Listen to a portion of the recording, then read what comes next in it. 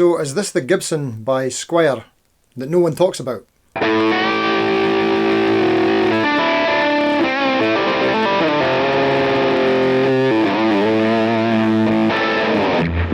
So do you ever have a guitar that you love but you're thinking about selling it because you never really play it, but instead of selling it you keep it and then you buy another one that's exactly the same? Yeah, well, I don't do that either. Well, usually. This has been sitting here for over 3 weeks and I've not took it out of the box yet, as the YouTube rules dictate that you can't unbox anything without turning the camera on. So let's do that right now. I really hope all went well with the postage and handling, as it's an older used guitar with a set neck. This might go terribly wrong, and as it was an eBay purchase, I think I'll be too late to return it now. Here goes, wish me luck.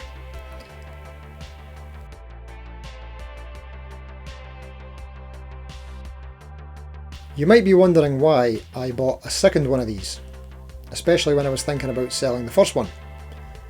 Well, stay tuned, we'll get to that later.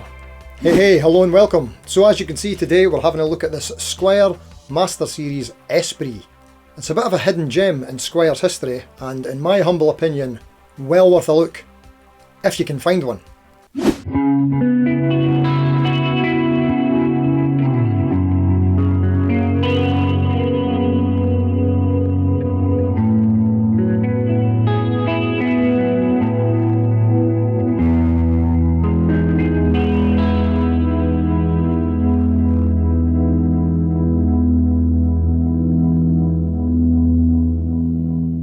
It's of course based on the Fender Esprit, which was later made famous by Robin Ford, who got his own signature series in around the 80s. You might need to fact check that. Yeah, it was about 86. There was also a Fender Flame model out around about the same time, which is also a really cool guitar. I've been after one of those for years. Definitely on the wish list.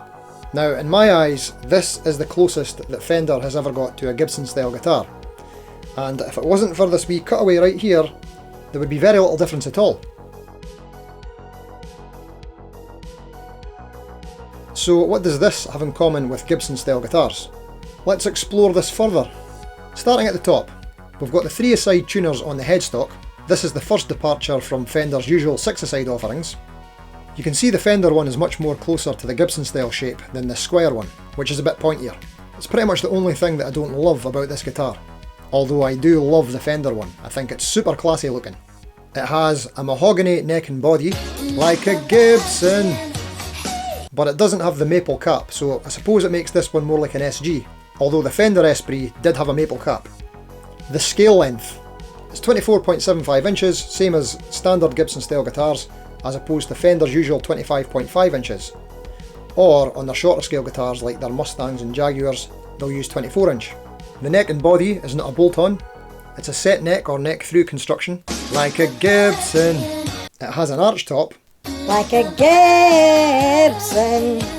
It has the twin humbucker pickup configuration with 2 volumes, 2 tones and a 3-way switch, like a Gibson. It has the Tune-o-matic style bridge and saddle setup, like a Gibson. It has binding all around the body and fretboard, like a Les Paul.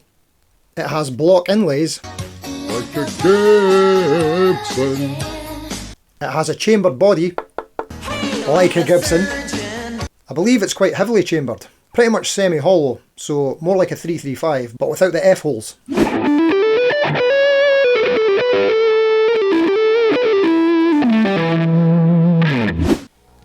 So what features of this guitar are Fender-ish?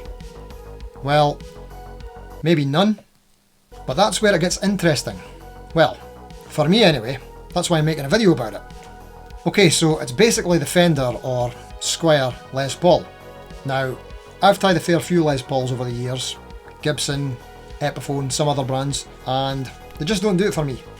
It's mainly that I can't get on with the neck profiles and the weight and the flatter radius fretboards. I'm not sure exactly what it is, but for some reason that I just can't explain, this Squier, it just works for me in a way that the Gibson offerings do not.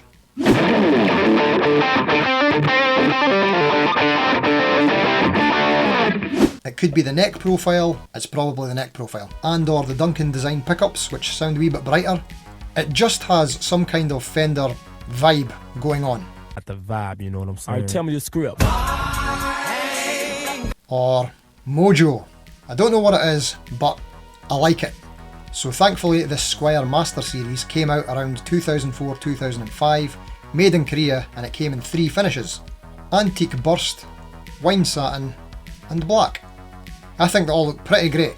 Which one would you have, if any? Right, let's hear what it sounds like.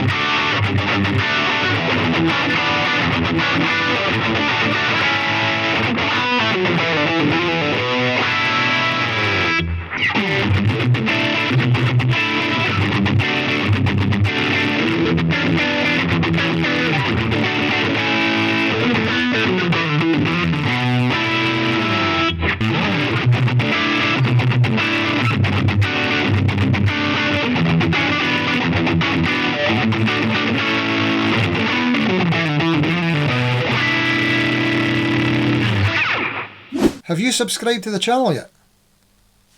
What's going on there? I'm just going to wait here until you do it.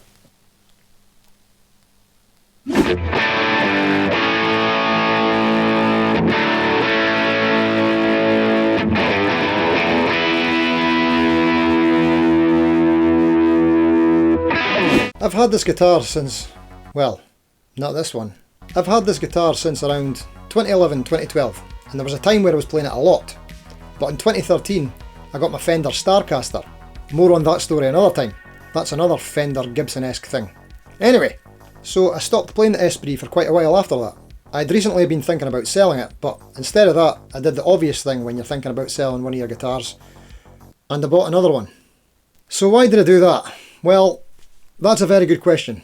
So some of the reasons I was going to let this one go is, as I mentioned before, I wasn't playing it too much, and I pretty much already have this style of guitar in the Squier Starcaster, which is another 335-esque thing without an F-hole.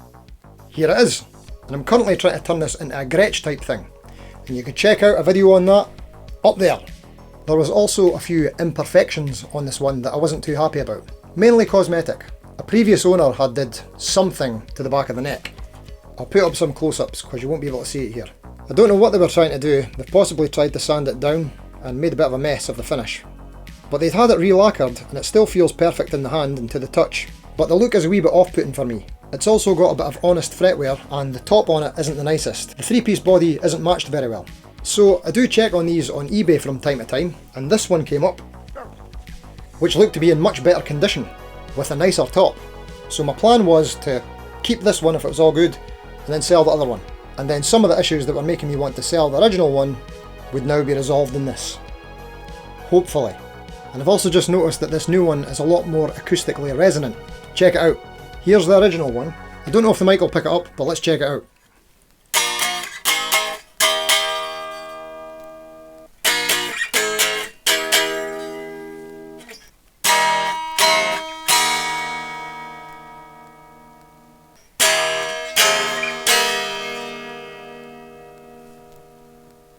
So what do you think of this old Squier model then? Would you give one a go? They go for around £450 to £500 used these days, probably due to the rarity, and the quality of these Korean made Master Series guitars are highly regarded as some of the best Squiers ever produced. Apparently.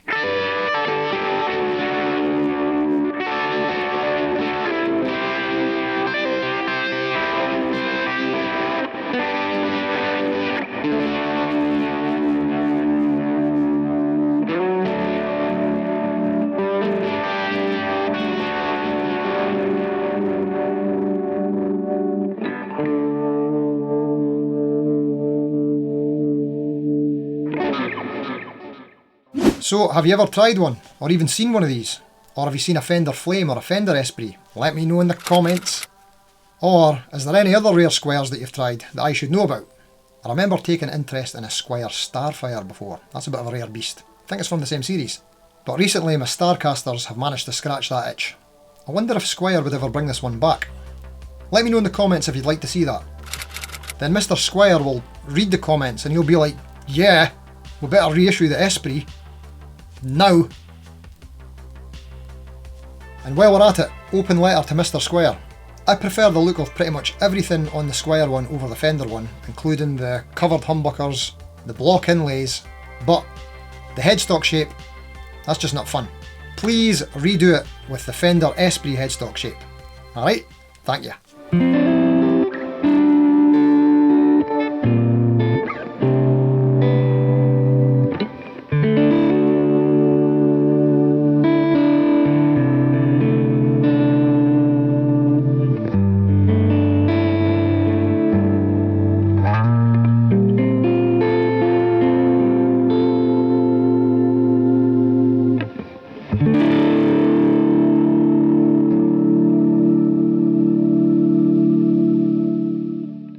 See, the videos don't always have to be about guitars that are in stock and that you can buy. You know? So, if you're still here and you've enjoyed the video, please consider giving it a wee like, wee thumbs up. I think you just click that down there somewhere. It's very helpful to the channel, I'm told, apparently. I don't know. Or, if you're feeling up to it, no pressure, you can always subscribe to the channel if you have not yet subscribed. It's quite easy. There should be just a wee white icon here with the wee Steve Cassidy guitar thing there. I think you just click on that, subscribe. That's you done. You're subscribed. You're in the gang. Welcome to the gang. Anyway, thanks for watching. Until next time. See you later.